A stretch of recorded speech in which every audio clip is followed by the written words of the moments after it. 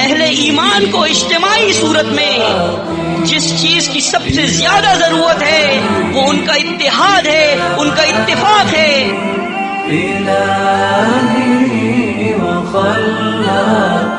رب ایک ہے، اللہ اہل اسلام کو بھی ایک دیکھنا چاہتا ہے کہ یہ سب ایک پلیٹ فارم پر جمع ہو جائیں۔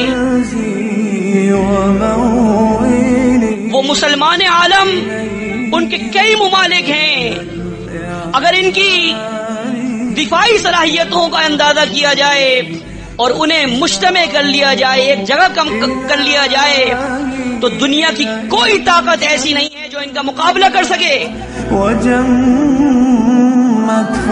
کہ تم گواہ رہنا کہ ہم مسلم ہیں۔ تمام ان فرقوں سے نکل کر صرف اللہ کے دین پر عمل کریں جو اللہ نے آسمان سے نازل کیا تھا۔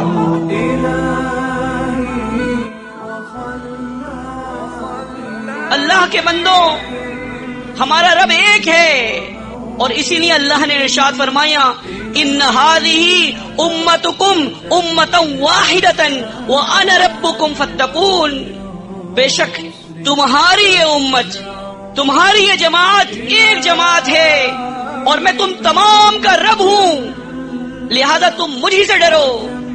رب ایک ہے، اللہ اہل اسلام کو بھی ایک دیکھنا چاہتا ہے کہ یہ سب ایک پلیٹ فارم پر جمع ہو جائیں۔ تو میں اپنے ان بھائیوں سے سوال کرتا ہوں کہ کیا مسلک کی بنیاد پر کسی ایک ہو سکتے ہیں؟ یقیناً ایک نہیں ہو سکتے، کسی فرقے میں یہ ایک نہیں ہو سکتے۔ اگر ان کو کوئی چیز ایک کرے گی تو وہ اللہ کی شریعت ہے جس کے مطابق یہ ایک ہو سکتے ہیں، اس کے علاوہ کوئی ایسی بات نہیں ہے جس پر یہ ایک ہو سکیں، جس پر یہ متحد ہو سکیں، جس پر یہ متفق ہو سکیں۔ اور ایک اس شخص کے لیے کہ جو فرد واحد ہے، اکیلا ہے، سب سے قیمتی چیز جو ہے وہ ایمان و اسلام ہے، اگر وہ اس سے ختم ہو جائے، اس کے پاس سے زائل ہو جائے، چلا جائے، تو کوئی چیز باقی نہیں بچتی۔ دنیا بھی خراب ہے اور آخرت بھی خراب ہے۔ بالکل اسی طرح اہل ایمان کو اجتماعی صورت میں جس چیز کی سب سے زیادہ ضرورت ہے وہ ان کا اتحاد ہے، ان کا اتفاق ہے۔ اگر یہ چیز ختم ہو جاتی ہے تو کوئی چیز باقی نہیں بچتی۔ یہی وجہ ہے کہ جب ہم اس امت کا جائزہ لیتے ہیں تو ہم یہ دیکھتے ہیں کہ ان کی مملکتیں کئی ہیں، وہ مسلمان عالم، ان کے کئی ممالک ہیں جن حکومتیں جو ہیں ان لوگوں کی ہے جو اس بات کی شہادت دیتے ہیں کہ اللہ ایک ہے، جو اس بات کی شہادت دیتے ہیں کہ محمد الرسول اللہ صلی اللہ علیہ وسلم اللہ کے رسول ہیں۔ اگر ان کی دفاعی صلاحیتوں کا اندازہ کیا جائے اور انہیں مجتمع کر لیا جائے، ایک جگہ کم کر لیا جائے، تو دنیا کی کوئی طاقت ایسی نہیں ہے جو ان کا مقابلہ کر سکے۔ اگر ان کی تعداد کو دیکھا جائے تو ان کی تعداد بھی ایسی ہے کہ جس کا مقابلہ کرنے والا کوئی نہیں ہے، لیکن اس کے باوجود بھی ضربت علیہم الذلۃ والمسکنہ، جو اللہ نے یہود و نصارہ کے بارے میں فرمایا تھا اس کے مصداق بنے ہوئے ہیں۔ ذلت اور رسوائی بھی انتہا کی ہے۔ اس کی وجہ یہ ہے کہ یہ لوگ بٹ گئے ہیں۔ اب ٹوٹے ہوئے لوگوں کو ایک کیسے کیا جائے، بکھرے ہوئے لوگوں کو کیسے سمیٹا جائے، اس کی تعلیم ہمیں محمد الرسول اللہ صلی اللہ علیہ وسلم نے دی، اور آپ نے خطاب کیا اہل کتاب کو، اور اللہ رب العالمین نے قرآن مجید فرقان حمید میں بیان کیا، قل یا اہل الکتاب تعالوا الى کلمۃ سواء بیننا وبینکم، اے اہل کتاب ایک ایسی بات کی طرف آؤ جو ہم میں اور تم میں مشترک ہے، یکساں ہے۔ اللہ نعبد الا اللہ یہ کہ ہم اللہ کے علاوہ کسی اور کی عبادت نہ کریں، کسی اور کی بندگی نہ کریں. وَلَا نُشْرِكَ بِهِ شَيْئًا، اور ہم اس کے ساتھ ذرہ برابر بھی شرک نہ کریں. وَلَا يَتَّخِذَ بَعْضُنَا بَعْضًا أَرْبَابًا مِّن دُونِ اللَّهِ، اور ہمارا بعض کو اللہ کے علاوہ رب نہ بنائیں. فَإِن تَوَلَّوْا فَقُولُوا اشْهَدُوا بِأَنَّا مُسْلِمُونَ، اگر یہ اہل کتاب اس دعوت سے روگردانی کریں، منہ موڑیں، تو تم گواہ رہنا، ان سے یہ کہہ دینا فقولوا اشہدوا کہ تم گواہ رہنا کہ ہم مسلم ہیں.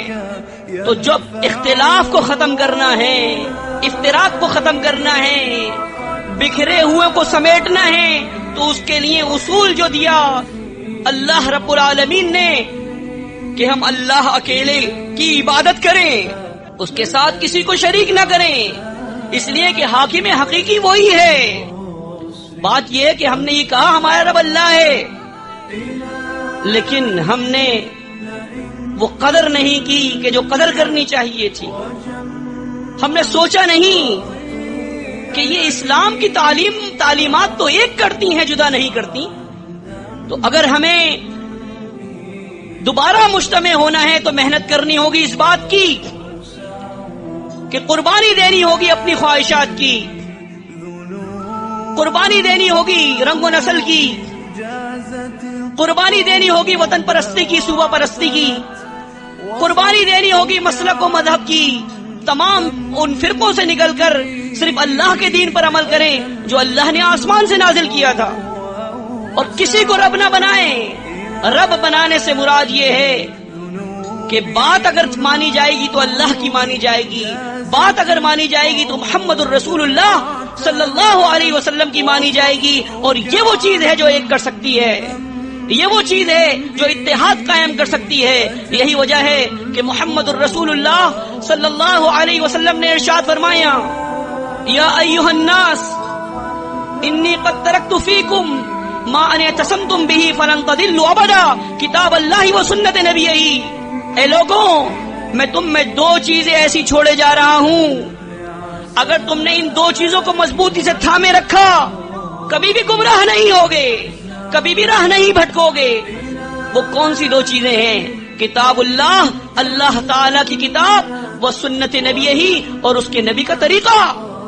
ہم دیکھیں کتاب اللہ ہمیں کس بات کی دعوت دے رہی ہے، کس چیز کی طرف بلا رہی ہے.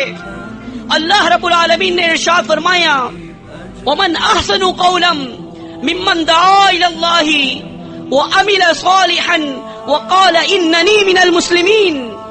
قول کے لحاظ سے، بات کے لحاظ سے اس سے بہتر کون ہوگا کہ جو اللہ کا داعی ہو، اللہ کی طرف بلانے والا ہو، اور نیک عمل کرے، اور یہ کہے کہ میں مسلمین سے وابستہ ہوں، میرا تعلق مسلمین سے ہے، کسی مسلک یا مذہب سے نہیں ہے، میں صرف اللہ کا مسلم ہوں.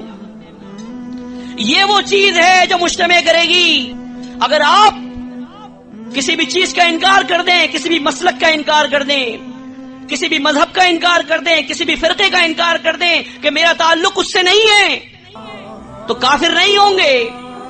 اس لیے کہ یہ فرقے یہ اب وجود میں آئے ہیں، اللہ کے رسول صلی اللہ علیہ وسلم کے دور اقدس میں نہیں تھے. یہ مسالک اور مذاہب محمد الرسول اللہ صلی اللہ علیہ وسلم کے دور میں نہیں تھے، یہ بعد میں بنے. ہمیں یہ کہنا ہوگا کہ جس چیز کو اللہ نے فرمایا رضیت لکم الاسلام دینا، کہ میں نے تمہارے لیے دین اسلام کو پسند کر لیا، وہ ہمارا قانون ہے، وہ ضابطہ حیات ہے، یہ چیز ہمیں مجتمع کرے گی.